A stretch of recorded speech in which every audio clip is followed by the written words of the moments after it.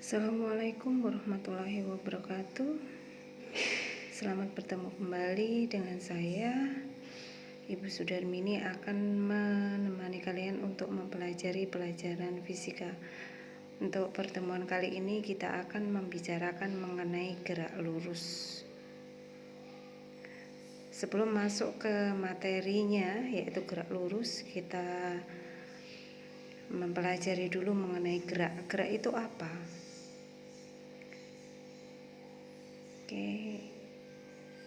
Gerak adalah suatu benda dikatakan bergerak bila kedudukannya selalu berubah terhadap suatu titik acuan. Jadi dia ada perubahan terhadap titik acuan. Titik acuan itu sendiri apa? Titik acuan adalah titik awal atau titik tempat pengamatannya. Di sini ada gambar, kalian perhatikan. Ada titik acuan 1, ada titik acuan 2. Sodik di sini mau ke pasar. Apabila kita melihat bahwa dari titik acuan 1, berarti di situ menunjukkan bahwa Sodik menuju ke pasar, ya, atau mendekati pasar, menjauhi rumahnya.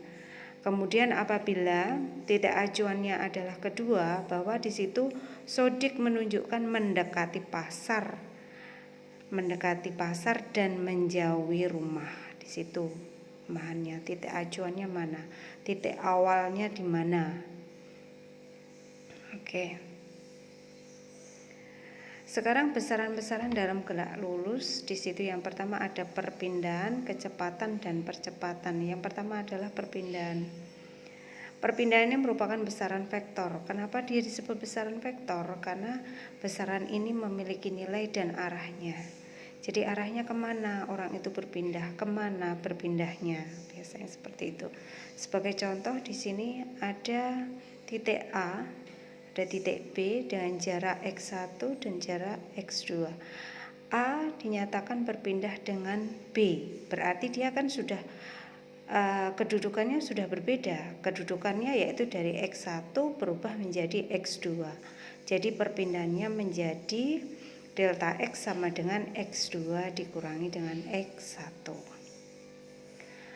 Sekarang di situ ada perpindahan merupakan besaran vektor. Lawannya daripada besaran perpindahan adalah jarak. Jarak termasuk besaran skalar. Jarak ini adalah panjang lintasan sesungguhnya yang ditempuh oleh benda. Seperti apabila kalian bergerak, ya, istilahnya berjalan. Jadi berapa panjang langkah kaki kalian yang sudah kalian lalui, itulah yang disebut dengan jarak, ya, atau jarak tempuh sesungguhnya, panjang lintasan sesungguhnya. Contohnya di sini, benda bergerak dari A ke B dengan jaraknya 5 meter dan kembali lagi ke A. Kita gambarkan dulu. Titik A, titik B dengan panjangnya adalah 5 meter. Jadi dia bergerak dulu A ke B, setelah itu baru kembali lagi. Ya, jaraknya sama 5 meter. Dari sini kalau kita mengambil perpindahan, ya, perpindahannya berarti ya, lihat arahnya. Delta X berarti X2-nya 5, X1-nya juga 5, ya. Di sini perpindahannya sama dengan 0 karena kembali ke posisi semula awal. Tapi jaraknya berapa? Ya, berapa panjang lintasannya? Berapa jauh kalian berjalan? Itulah yang disebut dengan jaraknya. Jadi tinggal dijumlahkan. Berarti 10 meter. Oke. Besaran kedua adalah kecepatan. Kecepatan termasuk besaran vektor, ya. Bila benda memerlukan waktu delta T untuk mengalami perpindahan delta X, maka kecepatan rata-ratanya adalah perpindahan dibagi dengan waktu yang diperlukan. Oke, bisa kalau dirumuskannya ya berarti kecepatan rata-rata perpindahan tadi kan delta X, ya. Berarti X2 dikurangi X1, waktunya adalah T2 dikurangi T1 atau sama dengan delta X dibagi dengan delta T. Oke. Untuk grafiknya hubungan antara T dengan X di sini kalian perhatikan berarti X1 dalam bergerak dengan panjangnya X1, waktunya T1, X2 juga seperti itu. Jadi kecepatan rata-rata itu adalah sama saja kemiringan garis yang menghubungkan X1 dengan X2. Di situ digambarkan dengan garis yang warna biru. Oke. Sekarang kecepatan sesaat. Kecepatan sesaat itu adalah kecepatan rata-rata apabila selang waktunya mendekati 0. Jadi cepat sekali. Sangat cepat ya. Ini pendekatannya kalau mendekati hampir 0 itu ke limit delta T mendekati 0 delta X per delta T, atau turunan pertama dari persamaan X atau dx per dt. Oke, berikutnya. Jadi di situ kecepatan besaran vektor, kemudian berarti yang besaran skalar adalah kelajuan. Bila benda memerlukan waktu T untuk menempuh jarak jarak X, maka di sini sama dengan jarak total yang ditempuh per waktu yang diperlukan. Jadi kalau kecepatan pakai delta X sama-sama besarannya adalah vektor. Kalau di sini kelajuan berarti rumusnya adalah jaraknya, karena kelajuan besaran skalar dan jarak juga besaran skalar gitu. Jadi sini rumusnya V sama dengan X per T. Jadi seperti yang sering kita membicarakan, sebenarnya salah kita. Hari-hari kita bicara kalau naik motor berapa kecepatan kamu, sebenarnya itu salah. Kalau kita kan hanya bilang angkanya berapa, padahal yang benar adalah kelajuannya berapa. Nah itu baru benar. Kalau kita bilang kecepatan berarti arahnya kemana. Nah itu. Oke. Yang ketiga adalah percepatan. Percepatan dan percepatan rata-rata. Di sini perubahan kecepatan per satuan waktu. Ya, berarti delta V per delta X atau V2 dikurangi V1. Percepatan sesaat berarti ya hampir mendekati 0 ya. Berarti limit dari delta V per delta T. Jadi ini bisa diturunkan kalau diambil dari persamaan X berarti atau jarak berarti turunan kedua dari X per dt. Baik, itu tadi besaran-besaran pada gerak lurus. Sekarang jenis-jenis gerak benda. Saya sebelum masuk ke gerak lurusnya ya, saya jelaskan dulu jenis-jenis gerak berdasarkan lintasannya. Ada gerak lurus. Kenapa dia disebut dengan gerak lurus? Gerak benda yang lintasannya berupa garis lurus, bentuknya lurus ya. Seperti kalian berjalan gitu ya. Jalan kalian lurus. Sebenarnya kalau bisa kalian kasih tanda langkah kaki kalian atau bekas daripada sendal atau sepatu itu, kalau di titik-titik kalau bentuknya lurus ya berarti itu sama dengan kalian melakukan gerak lurus. Kemudian gerak parabola. Gerak yang lintasannya berbentuk parabola. Contohnya apa ya? Kalian nendang bola ya. Ya, main bola. Itu kalian perhatikan istilahnya lintasannya. Kalian amati bentuknya kan seperti parabola. Gerak melingkar ya. Gerak melingkar adalah gerak benda yang lintasnya berupa lingkaran. Apa ya? Contohnya ya perputaran daripada roda sepeda, motor. Nah, itu bentuknya adalah lingkaran. Sekarang masuk ke gerak lurus. Oke. Gerak lurus dibagi menjadi dua ya. Ada GLB, gerak lurus beraturan. Nanti kita bahas mendalam ya. Kemudian GLBB, gerak lurus berubah beraturan. Ini dibagi menjadi dua. GLBB dipercepat ya. Berarti kalau percepat berarti gerak dari suatu benda itu adalah semakin cepat ya. Jadi pelan-pelan ke cepat. Nah, itu namanya dipercepat. Ini akan ditunjukkan dengan nilai A atau percepatannya. Ya, kemudian GLBB diperlambat. Ini dilambat itu berarti kalau kalian naik suatu kendaraan berarti mulai direm, itu yang disebut diperlambat. Ya, percepatannya semakin kecil itu. Sedangkan berdasarkan aplikasi dari penerapan dalam kehidupan sehari-hari, GLBB ini terdiri atas 3 macam, yaitu gerak vertikal itu pun dibagi menjadi 2, ada vertikal ke atas, ada vertikal ke bawah. Kalian melempar bola ke atas ya, ke atas baru turun ke bawah. Itulah vertikal. Vertikal arahnya ke atas ya, searah dengan sumbu X kalau kartesius. Kemudian yang kedua adalah gerak jatuh bebas. Gerak jatuh bebas ini adalah gerak yang tanpa ada kecepatan awal. Masuk. Yang pertama adalah GLBB atau gerak lurus beraturan. Gerak lurus beraturan itu adalah gerak benda pada lintasan lurus dengan kecepatan tetap. Kecepatannya tetap. Ya. Seperti apa ya? Kalau rel kereta pergerakan daripada kereta api itu kan berhentinya hanya di stasiun ya, seperti itu. Jadi ini bukan pergerakan pada saat sampai stasiun ya, pergerakan kereta api pada saat sudah mulai start dari stasiun pemberangkatan itu, pada saat mulai bergerak itu tanpa ada rem ya, jadi tetap kecepatannya seperti itu ya. Tuh. Posisi atau jarak, posisi atau kedudukannya. Jadi di sini hubungan antara T dengan X ini kalian perhatikan tuh. Apabila di sini ada kecepatan awalnya X sama dengan X0 plus V kali T. Tetapi kalau mulainya daripada jarak itu dari 0, berarti X0-nya 0 ya. Berarti persamaannya menjadi X sama dengan V dikalikan dengan T ya.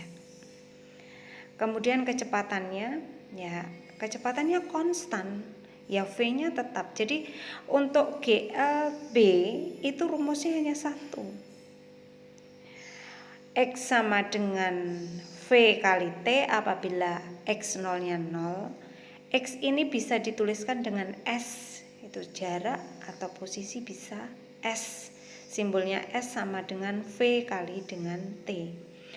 Hati-hati, X itu adalah jarak, berarti satuannya meter, V kecepatan, satuannya meter per sekon, T waktu, satuannya adalah sekon. Ambil satuan yang SI, ingat baik-baik. Jadi kalau di situ satuannya tidak sama, yang tidak SI ya kita harus rubah, harus konversi ke dalam satuan yang SI. Oke, pada GLB itu percepatannya adalah sama dengan 0. Sekarang GLBB. Gerak lurus yang percepatannya tidak berubah atau tetap. Oke.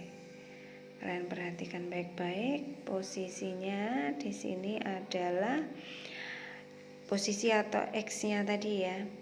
X sama dengan X0 ditambah V0T plus setengah AT kuadrat. Ini kalau gambarnya ke atas ya, berarti tandanya plus ya. Ke atas itu tandanya plus. Percepatannya adalah konstan, kemudian kecepatannya adalah V sama dengan V0 plus A kali dengan T, atau V kuadrat, VT kuadrat bisa sama dengan V0 kuadrat plus 2AS jaraknya.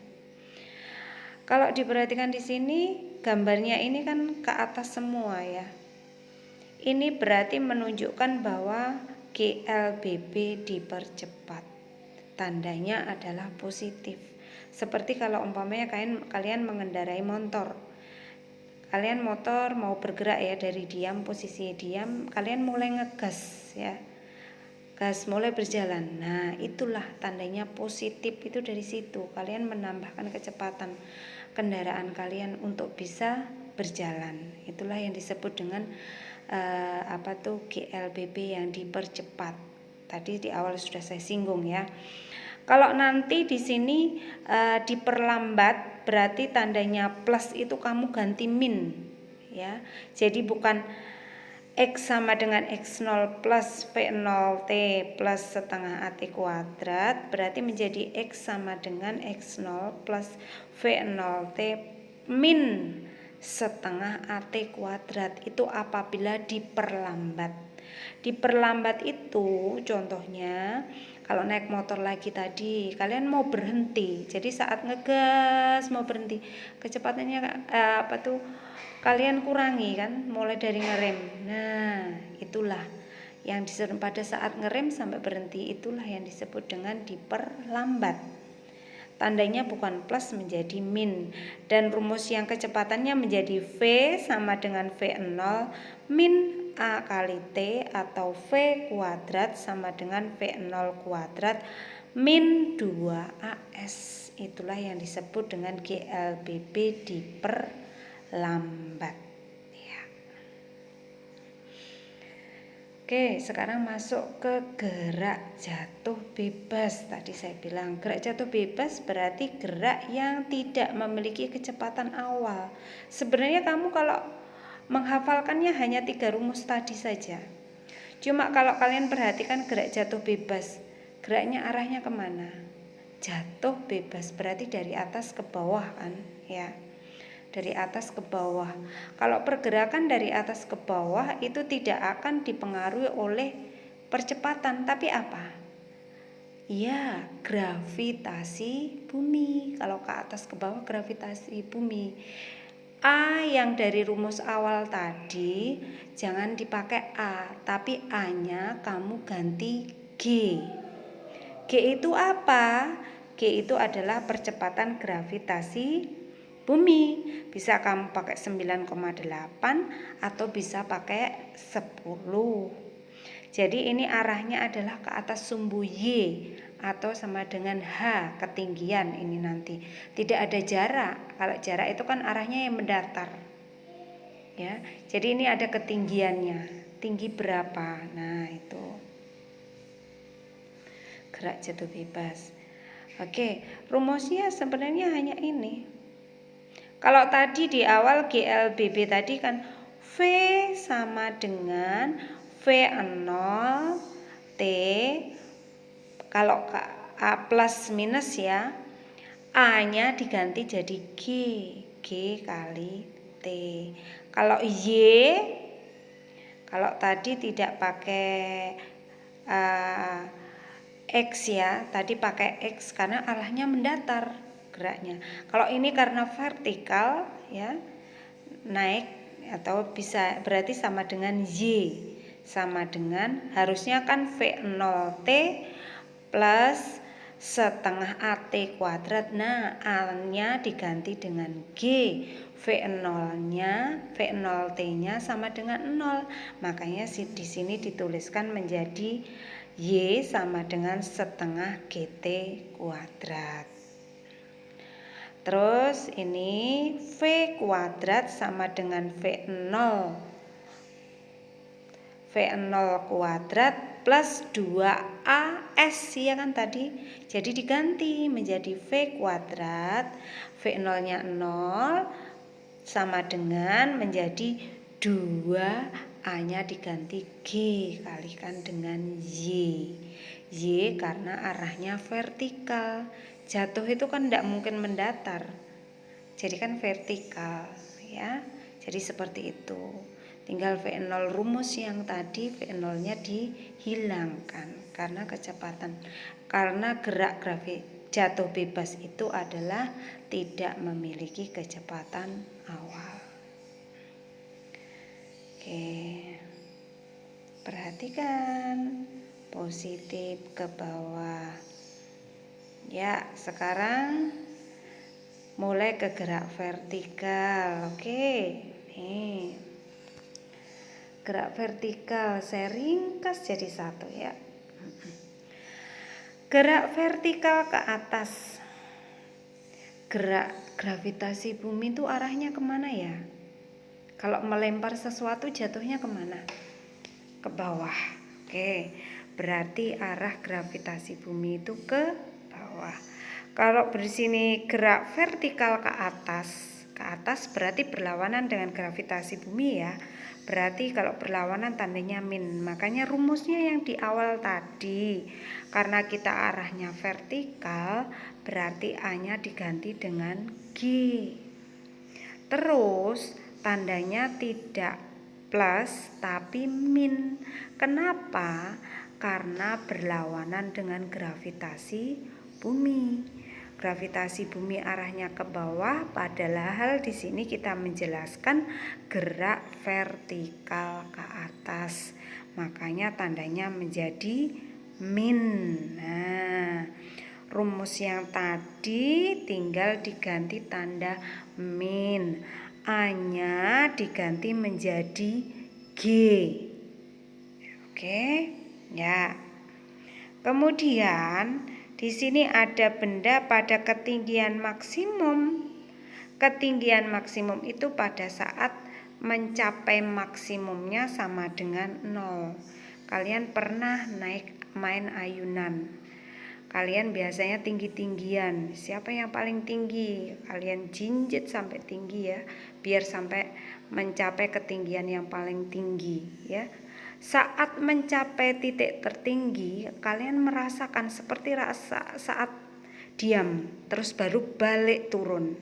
Pada saat diam itulah menunjukkan bahwa kalian mencapai titik maksimumnya.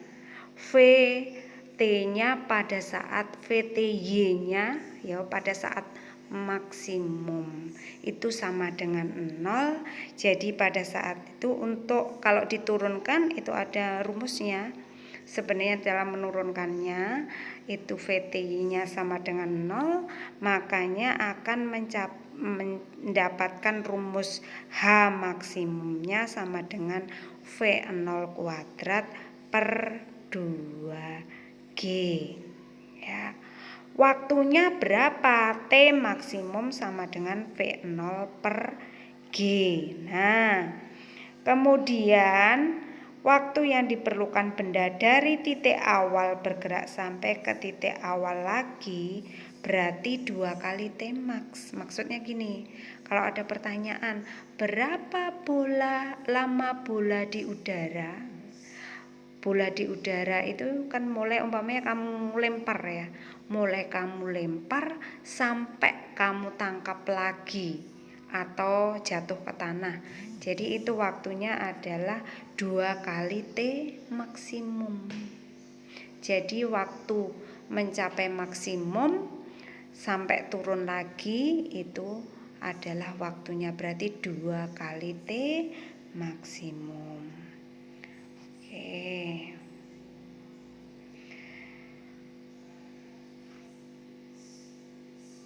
Sekarang apabila yang vertikal ke bawah, perhatikan di situ. Kalau vertikal ke bawah, arahnya ke bawah, searah dengan gravitasi bumi, tandanya adalah positif. Nah, ini bisa kalian pokoknya rumus dasarnya adalah yang awal tadi 3 itu saja ya. Kalian perhatikan. Nah, oke, bisa dilihat sini ya. Oke, baru yang berikutnya masuk ke contoh. Sebuah mobil bergerak dengan kecepatan 27 km per jam. Kemudian mobil dipercepat dengan percepatan 2 meter per sekon kuadrat. Hitunglah kecepatan mobil dan jarak yang ditempuh selama 5 detik setelah percepatan tersebut. Kita harus diketahui dulu ya. Diketahui itu gunanya apa? Nah ini, biar kalian tahu saya menggunakan rumus yang mana ya saat diketahui itu. Karena ada 3 rumus yang kita ingat ya. Dasarnya itu 3 rumus. Pakai yang mana? 1, 2, atau yang ketiga. Makanya kita tulis diketahui dulu. V kecepatan. Nah, sebuah mobil bergerak dengan, nah ini kan berarti mulai dari posisi diam bergerak, ya kan. Ini sama dengan kecepatan awalnya, V0-nya 27 km per jam. Nah, hati-hati, saya tadi udah di awal menyampaikan kalau usahakan satuannya adalah SI, meter itu apabila satuan jarak. Kalau kecepatan meter per sekon, waktunya adalah sekon. Jadi kalau di sini kecepatannya satuannya kilometer per jam, usahakan dirubah menjadi meter per sekon. Gimana cara merubahkannya? Ya atas dengan atas. Ini kan kilometer. Kilometer dirubah ke meter. Berarti berapa tingkat? 3. Berarti kalikan 1000. 1 jam berapa sekon? 3600. Nah, ini akhirnya ketemunya adalah 7,5 meter per sekon. Nah, di sini kemudian yang diketahui lagi adalah percepatannya 2 meter per sekon kuadrat. T-nya adalah 5 sekon. Nah, karena di sini dia ndak ada waktu jarak awalnya berapa, ndak ada, berarti ya X0-nya 0. Jadi yang ditanyakan adalah kecepatan mobil, kecepatan. Berarti di sini perhatikan percepatannya tidak tetap. Percepatannya berubah. Berarti kita pakai GLBB rumus 3 tadi. V0 plus AT. Kenapa plus? Karena di sini tanda percepatannya positif, dipercepat. Ada bahasa di soal dipercepat, makanya A-nya positif. Terus kita kalikan ketemu di situ. Jarak tempuh berarti di sini pakai rumus X, V0T plus setengah AT kuadrat. Kalian masukkan V0-nya berarti 7,5, T-nya 5, setengah kali A-nya 2, T-nya 5 pangkat 2, ketemunya 62,5 meter.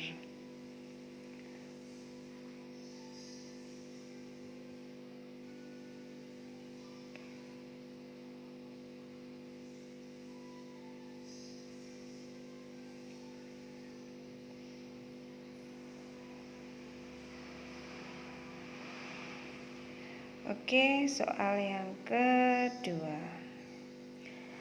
Seorang pemain baseball melempar bola sepanjang sumbu Y dengan kecepatan awal 12 meter per sekon. Berapa waktu yang dibutuhkan pula untuk mencapai tinggi maksimum? Berapa? Kalau di sini berapa waktu ya T ya, T maksimum. Berapa ketinggian maksimum? H maksimum.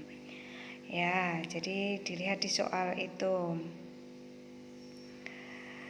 Percepatan bola ketika meninggalkan pemain.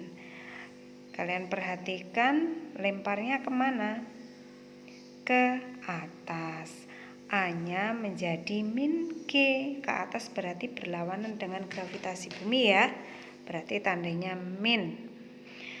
Kemudian kecepatan pada ketinggian maksimum berarti V-nya sama dengan 0 ya, ini tadi ya. Kemudian V0-nya diketahui 12 meter per sekon. Kemudian ketinggian bola melempar bola sepanjang sumbu Y. Sumbu Y-nya adalah di sini 7,5 itu kalau hasilnya ya, berarti dia mencapai tinggi maksimumnya berapa? Berarti di sini diketahui adalah V0, kemudian G-nya bisa pakai 10 atau 9,8. Nah, itu bisa. Sekarang waktu untuk mencapai ketinggian maksimum. Berarti kalian menggunakan rumus T maksimum ya. T maksimumnya berarti kecepatan awal dibagi dengan min 9,8 karena arahnya ke bawah ya. Arahnya ke atas ya, berlawanan gravitasi bumi. Nah, ini berarti kalau tadi rumusnya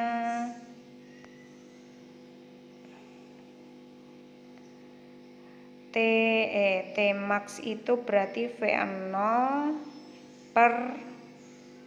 V0 per G ya, V0 per G.